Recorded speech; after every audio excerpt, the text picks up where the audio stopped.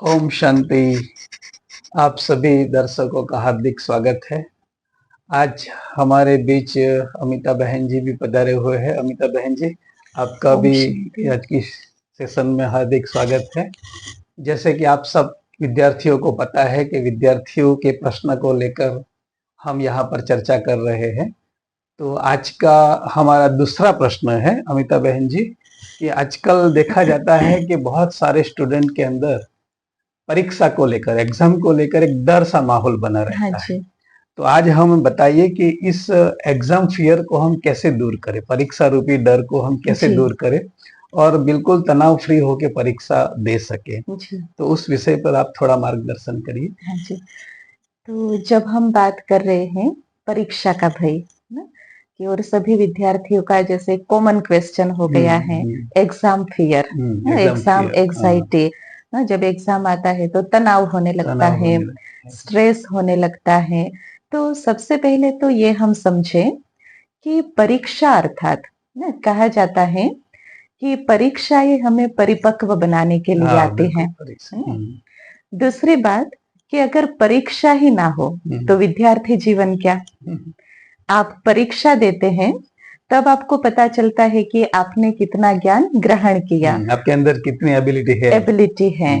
और दूसरा कि परीक्षा आप देते हैं तभी आप आगे बढ़ते हैं। तो ऐसे अगर हम देखें तो परीक्षा हमारी उन्नति का साधन है। बिल्कुल। तो उस परीक्षा से हमें डर क्यों लगता है ना। तो सबसे पहले हमें ये समझना आवश्यक है कि ये डर क्या चीज है। अगर हम ये कह रहे हैं कि परीक्षा के भय से मुक्त होना है तो भय क्या है। एक बार एक व्यक्ति था, वो बस में मतलब नौकरी करता था कंडक्टर की। अच्छा। तो रोज वह बस में चढ़ता और देखता कि एक व्यक्ति डेली उसकी बस में आता। वो कैसा था, एकदम हट्टा कट्टा सा था, बड़ी बड़ी मूछे, आंखें डरावनी। तो जैसे वो एक पहलवान सा लगता था। वो रोज आता, अपनी सीट पे जाकर बैठ जाता, वो टिकट ही नहीं लेता था। अच्छा। अभी वो कंडक्टर जो था वो दुबला पतला सा, वो मन में सोचता रहता था इसने टिकट नहीं ली, इसने टिकट नहीं ली। फिर वो डरता था कि मैं इसको पूछने कैसे जाऊं, क्योंकि दिखने में वो बड़ा पहलवान और डरावना सा था।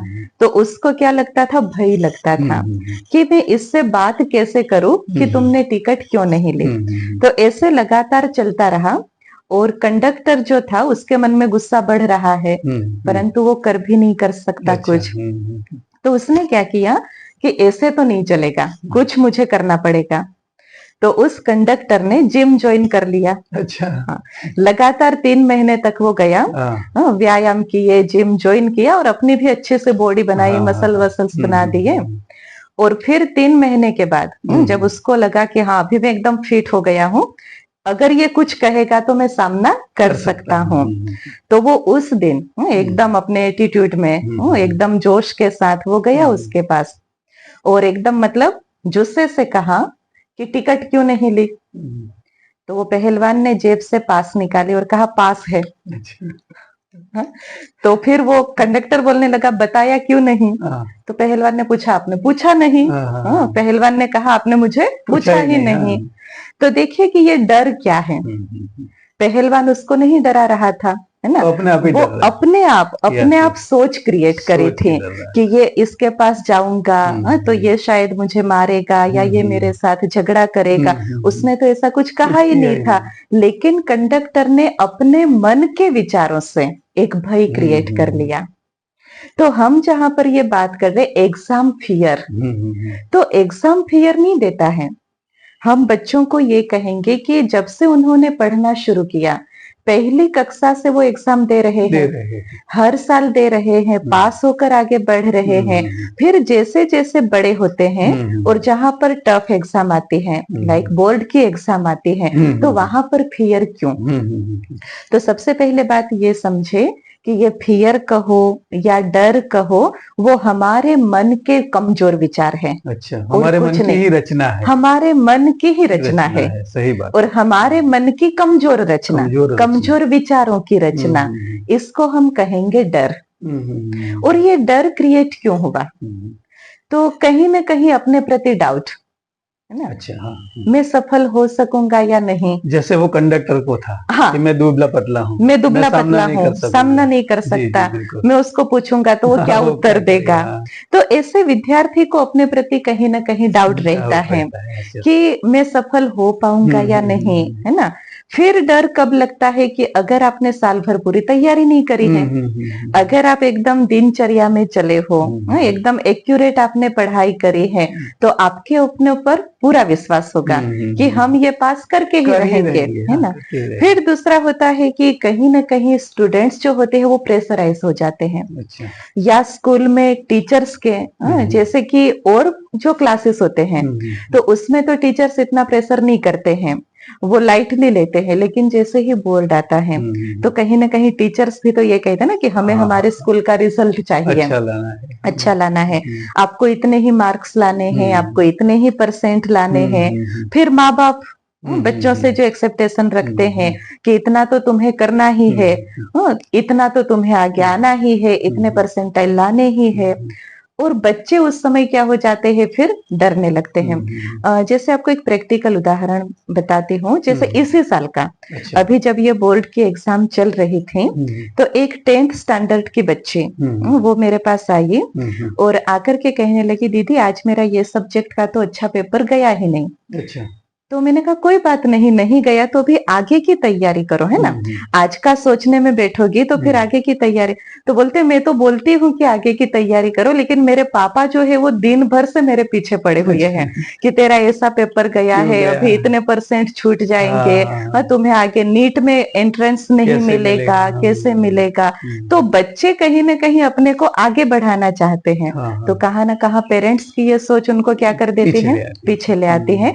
तो वो बोल रही है कि मैं पापा को बोल रही हूँ कि पापा वो सोचूंगी तो मैं आगे का कैसे करूंगी, और जो गया वो गया, जो गया वो गया। नहीं दिया। तो डर लगने का एक कारण ये भी होता है कि कहीं ना कहीं पेरेंट्स का प्रेशर होता है, माहौल क्रिएट कर लेते हैं, घर परिवार में, घर परिवार है, ऐसा वातावरण बना देते हैं कि आपको इतना करना है, आपको ऐसे करना है। तो हमें ये समझना होगा कि डर जो है, डर काम बनाता नहीं है परंतु काम बिगाड़ देता है ना। तो इन सब कारणों से कि मम्मी पापा क्या कहेंगे, अगर कम मार्क्स आ गए तो दोस्त क्या कहेंगे, है ना, मेरे जो पसंद का सब्जेक्ट है उसके साथ हम आगे बढ़ पाएंगे या नहीं, अगर मार्क्स कम आए तो हमें एडमिशन नहीं मिलेगा। तो वास्तव में परीक्षा जो है, हम कहते हैं ना कि परीक्षा हमारे नॉलेज की नहीं हो रही लेकिन हमारे माइंडसेट की हो रही है। अच्छा। नॉलेज तो है ही हमारे अंदर, साल भर इतना सारा हमने नॉलेज गेन किया है, परंतु हमारा माइंडसेट, उस समय हमारा माइंड कैसे वर्क कर रहा है उसका जैसे एग्जाम हो रहा है ना। तो अभी इससे हम बचे कैसे, ये तो है रीजन, और हो ही रहा है, प्रैक्टिकल में हम देख रहे हैं और बच्चे काफी डर रहे हैं। और इसी कारण बहन जी कभी कभी ऐसा होता है कि विद्यार्थी को सब कुछ आता है लेकिन जैसे ही वो परीक्षा हॉल के अंदर एंटर होता है तो वो सब कुछ भूल जाता है, सब कुछ भूल जाता है। और जैसे ही बाहर फिर एग्जाम देके बाहर निकलता है तो वो देखता है तो अरे ये तो मुझे आता था, ये तो मुझे आता तो था। ये सब मेरे ख्याल से भय के कारण ही होता है, भय के कारण ही होता बुद्धि है। के अंदर नॉलेज पूरा है लेकिन भय ऐसा हावी हो गया है कि वो नॉलेज को इमर्ज नहीं कर सकता। जो कहा ना कि नॉलेज है अंदर, नॉलेज फीड है, परंतु हमारा माइंड उस समय किस तरह से वर्क कर रहा है, परिस्थिति के सामने किस प्रकार से फेस करना है उसकी ज्ञान होना जरूरी है, वो ज्ञान होना जरूरी है। तो वो डर ना लगे उसके लिए हम क्या करें। तो जैसे कहा ना कि डर किसका लगता है, दुश्मन का, है ना। दुश्मन होगा तो हम सोचते पता नहीं ये मेरे बारे में क्या करेगा, और दुश्मन के लिए हमेशा ये उल्टा ही करेगा, है ना। तो परीक्षा का भय लगता है कि पेपर तो अच्छे जाएंगे ही नहीं, पता नहीं याद आएगा ही नहीं। तो एक काम करते हैं, परीक्षा को मित्र बना लेते हैं। अच्छा। परीक्षा को दोस्त बना ले। अभी हम कहे परीक्षा को मित्र बना लो, तो मित्र के लिए क्या करना होगा, सबसे पहले मित्र को समय देना पड़ता है ना। आपको कि ये हमारे दोस्त हैं और दोस्त को आप समय ही ना दो तो क्या कहेंगे, दोस्ती रहेगी नहीं रहेगी, है ना। वो कहेंगे आपके पास तो हमारे लिए टाइम ही नहीं है, तो वो दोस्त ना हमें कभी मदद करेगा ना हमारे पास वो आएगा।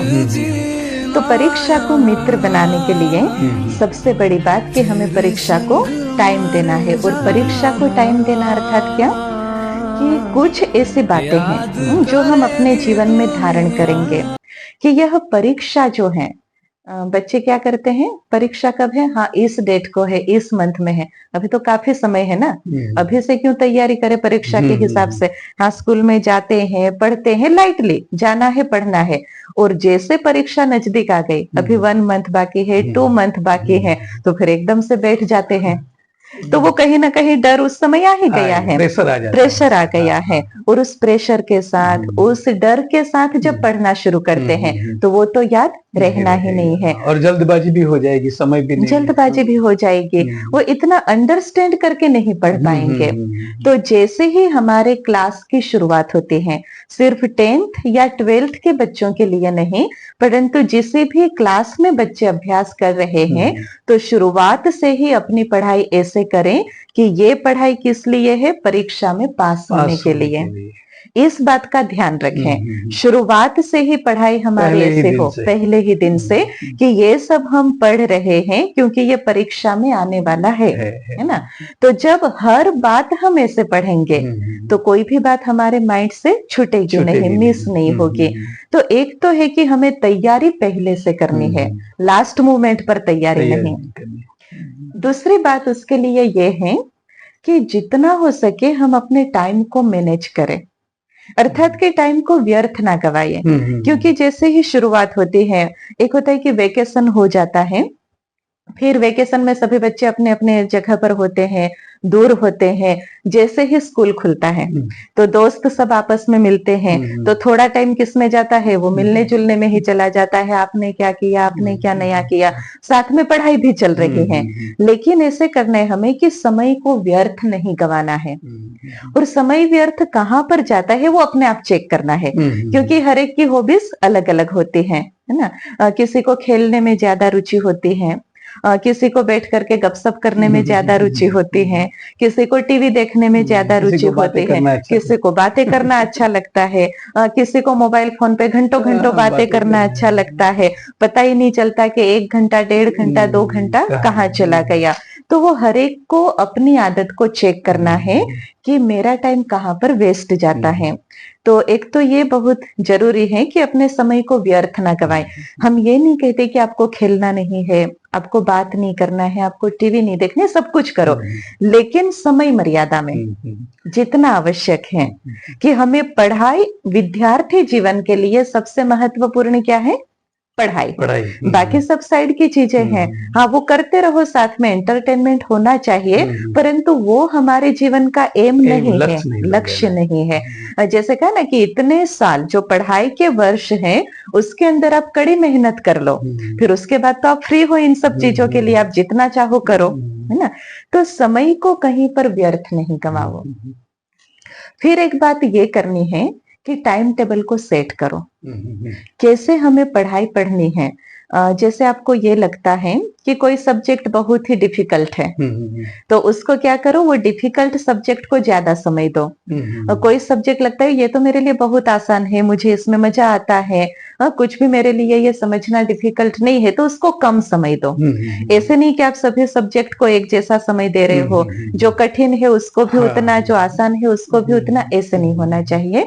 तो टाइम टेबल को सेट करो कि किस सब्जेक्ट के पीछे मुझे कितना समय चाहिए। हाँ, बहुत अच्छी बात। फिर उसके साथ साथ पढ़ाई के अंदर एक ध्यान रखना है कि जैसे ही हमने शुरुआत करी पढ़ाई करने की, ये मुझे डिफिकल्ट लगता है, ये मुझे आसान लगता है, फिर उसके अंदर आपको क्या करते जाना है, आईएमपी जो होते हैं उसको शुरू से ही बनाते जाना है। आईएमपी, मोस्ट आईएमपी, उसको आपको लिख के रखना है, बुक्स हो चाहे आपकी डायरी हो, नोटबुक है, आप लिख करके रखो। तो उससे क्या होगा कि जब परीक्षा का टाइम आएगा तो आपकी नजर सीधी कहां पर जाएगी, आईएमपी पर। जो आपको लगा था कि हाँ ये तो इम्पोर्टेंट है, हाँ ये आने वाला है, ये वेरी इंपॉर्टेंट है, इसको मुझे बार बार रिवाइज करना है। तो शुरू से इसको अपने रूटीन में लाइए, अपनी हैबिट में लाइए कि जो मुझे इम्पोर्टेंट लगता है उसको मुझे हाईलाइट करनी है। तो लास्ट के दिनों में मुझे सब बर्डन नहीं होगा कि इसमें से क्या पढ़ूं, क्या नहीं पढ़ूं, लेकिन वो आपके आईएमपी के ऊपर है, उसके नोट्स हमें पहले से ही बनाने हैं। ये है परीक्षा की पूर्व तैयारी या पहले से तैयारी जिसे हम कहें। और उसके साथ साथ एक बहुत अच्छी जो टेक्निक है, जो हर एक विद्यार्थी अपने जीवन में अपना ले, तो परीक्षा उन सब के लिए बहुत आसान हो जाएगी। और उसको कहा जाता है विजुअलाइजेशन टेक्निक। अच्छा, हाँ, हाँ। और ये टेक्निक हमें कैसे करनी है, विजुअलाइजेशन टेक्निक? तो समझो कि जब हम पढ़ाई कर रहे हैं और हर हफ्ते में या 10 दिन में एक बार एक ऐसे कर सकते हो कि आप बहुत आराम से पढ़ाई कर रहे हो, हर सब्जेक्ट को कंप्लीट कर लिया, फिर अपने ही स्थान पर बैठ करके आंखें बंद करनी है। आंखें बंद करके एग्जामिनेशन हॉल को देखें अच्छा। कि एग्जामिनेशन हॉल है जहां पर जाकर के मुझे एग्जाम देनी है। अच्छा, वहां एग्जामिनेशन हॉल में मैं कैसे एंटर कर रहा हूँ? तो एकदम आराम से बैठ जाइए, आंखें बंद करें और अपने आप को विजुअलाइज करें, अपने आप को देखें कि मैं एग्जामिनेशन हॉल के बाहर खड़ा हूँ। और एग्जामिनेशन हॉल के बाहर खड़ा हूँ, एकदम शांत हूँ, ना किसी से मैं बातचीत कर रहा हूँ, ना मैं किसी को देख रहा हूँ। मेरे मन की स्थिति एकदम शांत है और मैं एग्जामिनेशन हॉल के अंदर प्रवेश कर रहा हूँ। और जैसे ही मैं अंदर जाकर के बैठा अपनी बेंच के ऊपर, अपनी सीट के ऊपर, मेरे हाथ में प्रश्न पत्र आया। और जब मेरे हाथ में प्रश्न पत्र आया तो भी मैं बहुत खुश हूँ और अंदर से एक शांति की, एक आनंद की स्थिति है। अपने आप को देखे इस सिचुएशन में कि मेरी सिचुएशन कैसी है। मैं एग्जामिनेशन हॉल के अंदर गया, बैठा और मैं एकदम आनंद में हूँ, एकदम शांत हूँ और प्रश्न पत्र में एकदम आराम से पढ़ रहा हूँ। और एक एक क्वेश्चन पढ़ते पढ़ते अंदर से मुझे खुशी हो रही है। अच्छा। और ये तो मुझे आ रहा है, ये तो बहुत आसान है, ये तो मैंने तैयार ही करके रखा है। तो एग्जाम वो पत्र जो है, प्रश्न पत्र, उसको पढ़ें और अंदर से अपने आप को ये बोलते जाए ये बहुत आसान है, ये तो अभी मैं कर ही लूंगा। और फिर कहे, ये फील करें कि वो सप्लीमेंट्री आई, आपने लिखा, पूरा प्रश्न पत्र एकदम आराम से सोल्व कर लिया, समय से पहले पूरा कर लिया और आप खुशी खुशी एग्जामिनेशन हॉल से बाहर निकले। तो ये आपको क्या करना है, बार बार करना है। अच्छा, ये करने से क्या होगा कि जब आपने पहले ही विजुअलाइज कर लिया कि मैं एग्जामिनेशन हॉल में गया, पेपर मेरे हाथ में आया, मैंने उसको सोल्व किया, तो डर आपका कम हो जाएगा। वो कहते एकदम से हम जाते हो एग्जामिनेशन हॉल में जाना है, अंदर का माहौल कैसा होगा। लेकिन पहले से अगर आपने अपनी मन और बुद्धि को इस दृश्यों की प्रैक्टिस कराई है तो आपको वो नया नहीं लगेगा। मतलब आपका मन एग्जामिनेशन हॉल के फेमिलियर हो जाएगा, आपको नया नहीं लगेगा, नया नहीं लगेगा, कहाँ फंस गया, कहाँ जा रहा हूँ। हाँ, ऐसा नहीं, उसका माइंड प्रिपेयर हो जाएगा, प्रिपेयर हो जाएगा। हाँ जी, तो ये हर एक को करने जैसा है कि इसकी प्रैक्टिस बार बार करें। और कैसे प्रैक्टिस करें? हम डर रहे हैं, नहीं आ रहा है, वो थॉट्स नहीं आना चाहिए। हम उसके ऊपर विजय प्राप्त कर रहे हैं, बहुत अच्छा जा रहा है। तो जो पहले, जैसे ये टेक्निक जो है कि स्पोर्ट में बहुत यूज होती है, स्पोर्ट में बहुत ज्यादा यूज करते हैं विजुअलाइजेशन पावर को, कि हर एक स्पोर्टमैन को आप जाकर के पूछो तो कहेगा हम पहले से इसको देख रहे थे कि हम जीत चुके हैं, हम पा चुके हैं, तो वो उसको पा लेते हैं। तो ऐसे ही हर एक स्टूडेंट को भी करना है। और दूसरा है कि कंपैरिजन मत करो। जैसे प्रैक्टिकल में एग्जाम के दिन आते हैं, एग्जामिनेशन हॉल के बाहर सभी दोस्त इकट्ठे होते हैं, फिर एक दूसरे से बातें करते हैं, आपने ये प्रिपरेशन किया, आपने ये तैयारी की। तो आपस में जब ये चर्चाएं होती हैं तो किसी को लगा अच्छा ये तो मैंने पढ़ा ही नहीं, हाँ मेरा तो ये स्किप हो गया है, और ये ही आया तो क्या होगा।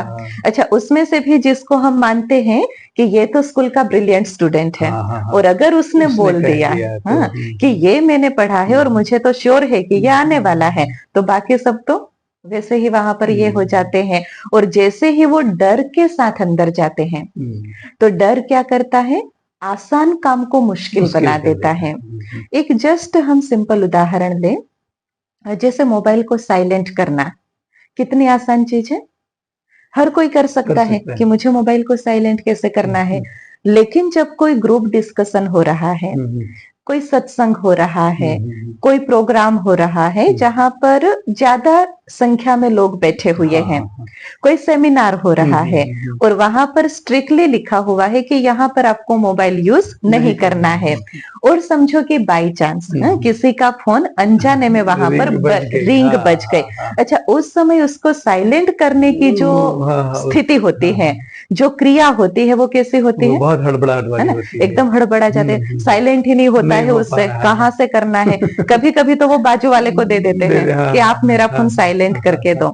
तो फोन साइलेंट करना कितना आसान है, लेकिन जब एक भय अंदर से क्रिएट होता है तो इतनी छोटी चीज भी क्या हो जाती है, एक्शन लेना मुश्किल हो जाता है, परिस्थिति में एक्शन लेना मुश्किल हो जाता है। इतनी छोटी सी बात बड़ी हो जाती है, उसी दृष्टि से देखते हैं, क्या वजह, कैसे रिंग बजाई, हाँ कैसे रिंग बजाई, क्या हुआ, है ना। तो ये होता है कि डर जो है वो आसान को मुश्किल कर देता है। तो जब एक बच्चा, एक स्टूडेंट एग्जामिनेशन हॉल में एंटर करता है डर के साथ, तो सारा पढ़ा हुआ क्या हो जाता है, भूल जाता है, और फिर बाहर आकर के देखता है ये तो मुझे आता था और मुझे याद नहीं आया, है ना। ये होता है। तो इन सब चीज के लिए हमारी तैयारी की कंपैरिजन नहीं करो। जिसने जो पढ़ा ठीक है, उसने जो पढ़ा उसके हिसाब से पढ़ा, मैंने जो पढ़ा मेरे हिसाब से पढ़ा, और मेरा अपने में कॉन्फिडेंस होना चाहिए कि मैंने जो पढ़ा है वो ही आने वाला है ना। कॉन्फिडेंस होना चाहिए, और इतना कॉन्फिडेंस होना चाहिए जैसे स्वामी विवेकानंद जब वो एग्जाम देने के लिए गए तो उन्होंने एग्जाम पेपर जो था, प्रश्न पत्र में लिखा हुआ था कि ये 10 क्वेश्चन है, इसमें से कोई 5 आपको सोल्व करने हैं, 5 का उत्तर दीजिए। स्वामी विवेकानंद ने 10 के उत्तर दिए, और नीचे एक नोट लिखा कि सिलेक्ट एनी 5, इसमें से कोई 5 आप सिलेक्ट कर लीजिए। तो हमारा अपने ऊपर कॉन्फिडेंस इतना होना चाहिए कि मैंने जो पढ़ा है वो आएगा, और मैं जो लिखूंगा वो सच ही होगा, औरों से कभी कंपैरिजन नहीं करे। बहन जी, इसमें कभी कभी ऐसा भी होता है कि बच्चे जानबूझ के एक दो को डिप्रेस करने के लिए भी ऐसा बोलते हैं कि ये प्रश्न तैयार करो, ये करो, ताकि वो उल्टी राह पे चले, उल्टी राह पर और वो उसकी बातों में आ गया तो वो जो मेन आईएमपी क्वेश्चन है वो छोड़ के उसी के पीछे लग जाएगा। तो अपने आप में आपने जो बताया कि विश्वास होना जरूरी है, ये बहुत जरूरी है। आत्मविश्वास जिसे कहे, है ना, जैसे सेल्फ कॉन्फिडेंस। कि डर क्या है कि हमारे कमजोर विचार, तो निर्भयता क्या है, सेल्फ कॉन्फिडेंस, हमारे अपने अंदर आत्मविश्वास रहना चाहिए। हाँ, क्योंकि ये कंपटीशन का जमाना है ना, कंपटीशन का जमाना है, तो कहीं ना कहीं बच्चे अपने लेवल से ही उसको शुरू करते हैं, तो मिस गाइड करते हैं कहीं कहीं पर, है ना, ऐसा होता है। हाँ, तो इसके लिए बहुत आवश्यक है कि हमारा अपने अंदर विश्वास हो, और इन सब चीजों को, जैसे टाइम को मैनेज करना, कंपैरिजन नहीं करना, हम समय को व्यर्थ ना गवाए, या शुरू से अपनी दिनचर्या को एकदम रेगुलर रखे, एकदम अटेंशन से चले, उसके लिए बहुत आसान जो टेक्निक है कि हमें अपने जीवन के अंदर ध्यान को अपनाना चाहिए, मेडिटेशन को लाना चाहिए। हाँ, मेडिटेशन क्या क्रिया है? मेडिटेशन मतलब कि अपने साथ जुड़ना। हम मेडिटेशन का आज तक यही मीनिंग समझते आए कि मेडिटेशन अर्थात ध्यान करो, परंतु मेडिटेशन मतलब सिर्फ ध्यान करना नहीं, ध्यान रखना है। अच्छा, हाँ, अपने मन के विचारों का ध्यान रखना है, अपने ऊपर ध्यान रखना है, अपनी स्थिति का ध्यान रखना है, अपने सिचुएशन का भी ध्यान रखना है। तो मेडिटेशन मतलब ध्यान रखना, परिस्थिति हमारे ऊपर हावी ना हो जाए, इसका भी हमें ध्यान रखना है। स्वस्थिति के ऊपर अटेंशन रखना है, स्वस्थिति का ध्यान रखना है। तो मेडिटेशन अगर हम 10 मिनट करते हैं, ज्यादा हम नहीं कहेंगे, सुबह 10 मिनट करो, रात को सोने से पहले 10 मिनट करो, तो मेडिटेशन करने से जैसे हम चार्ज हो जाते हैं, और जब हम चार्ज होते हैं, हम एनर्जेटिक होते हैं, तो कोई भी कार्य को हम सहजता से कर सकते हैं। तो मेडिटेशन बहुत आवश्यक है, और मेडिटेशन में हमें क्या करना है, अपने आप को अच्छे अच्छे संकल्प देने हैं, अच्छे अच्छे विचार देने हैं। आप इसका प्रैक्टिकल करा सकते हो अभी 5-7 मिनट? हाँ जी, बिल्कुल बिल्कुल हम कर सकते हैं, इससे जुड़े और सबको पता चले। हाँ कि जी, किस प्रकार से मेडिटेशन होता है। तो उसके लिए हमें क्या करना है कि हम जिस भी जगह पर हैं, जिस भी स्थान पर हैं, सबसे पहले तो कंफर्टेबल पोजीशन में बैठना है। कंफर्टेबल मीन्स कि कोई भी प्रकार के मतलब हमारे मन के ऊपर, हमारी बुद्धि के ऊपर कोई भी प्रकार के मतलब प्रेशर नहीं होना चाहिए, बोझ तनाव नहीं नहीं होना होना चाहिए, बोझ नहीं होना चाहिए। और पोजीशन हो कि अलर्ट, है ना, हम अलर्ट होकर के बैठे और कुछ क्षण के लिए मतलब ऐसे अलर्ट होकर के बैठ करके अपने साथ हमें सेल्फ मोटिवेशन की बातें करनी है, अपने आप को संकल्प करना है। तो हम उसको करके देखते हैं। हाँ ठीक है चलिए। एक लंबा गहरा श्वास भरें, आराम से बाहर निकालें। 2 से 3 बार इस क्रिया को दोहराइए।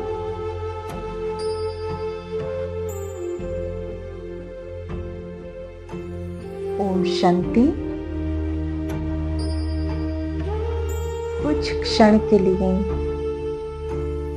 अपने सभी विचारों को एकाग्र कर दें। अपने आप को बाह्य सभी बातों से दूर करके अपना संपूर्ण ध्यान मस्तिष्क के मध्य में केंद्रित करें। मस्तिष्क में भ्रुकुटी के मध्य में जहां पर तिलक लगाते हैं, उस स्थान पर स्वयं को देखने का प्रयास करें। मैं एक चमकता हुआ सितारा हूं। अपने आप को बहुत ही आराम से विजुअलाइज करें। मैं चमकता हुआ स्टार, मुझसे प्रकाश प्रवाहित हो रहा है और यह प्रकाश मेरे संपूर्ण मस्तिष्क में फैल रहा है। मैं चमकती हुई ज्योति, एक ऊर्जा हूँ।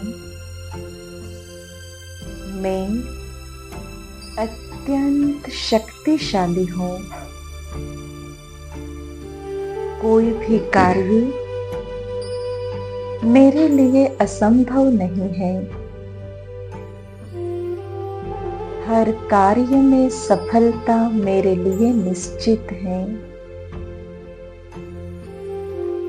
मैं शांत हूँ, संपूर्ण एकाग्र हूँ। इस एकाग्रता के द्वारा मैं जीवन के हर लक्ष्य को प्राप्त कर रही हूँ। मैंने कई बार एग्जाम पास किए हैं और इस बार भी करूंगी। ये हर साल होता आया है।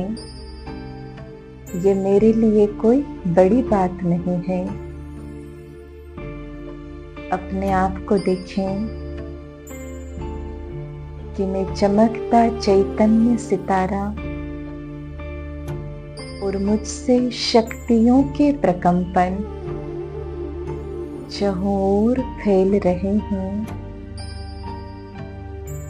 मैं अत्यंत शांत, शक्तिशाली और परमात्मा की छत्र छाया में सदैव सुरक्षित और विजयी आत्मा हूँ। ओम शांति। ओम शांति। ओम शांति। बहुत अच्छा मेडिटेशन कराया आपने। आपका बहुत बहुत शुक्रिया जो आप इस स्टूडियो में पधारे और बहुत अच्छी अच्छी वैल्यूएबल बातें हमको आज हमारी अमिता बहन जी से जानने को मिली। मुझे विश्वास है कि बहुत सारे स्टूडेंट्स को इन बातों से फायदा होगा। जैसे उन्होंने पहले बताया कि परीक्षा मित्र, तो अभी हमारे आदरणीय वड़ा प्रधान जी भी ये प्रोजेक्ट लेके चलते हैं परीक्षा मित्र, तो ये भी एक बहुत अच्छा टॉपिक आपने क्लियर किया। उसके बाद भय मुक्त परीक्षा देने के लिए इन्होंने जो विजुअलाइजेशन टेक्निक बताई, इस प्रकार से अपने को एग्जामिनेशन हॉल के अंदर देखना है, और ये सब बहुत सारे सक्सेस लोगों ने अपने जीवन में प्रयोग किया है और उस आधार से वो सक्सेस बने हैं। तो बहुत बहुत धन्यवाद आप प्रेक्षक मित्रों का भी जो हमारे साथ जुड़े, आपका बहुत बहुत शुक्रिया अमिता बहन जी। हाँ जी। नेक्स्ट एपिसोड हम करेंगे जिसमें हम फिर आपको इनवाइट करेंगे जी। एक नए प्रश्न के साथ। Thank you. ओम ओम शांति। शांति। ओम शांति।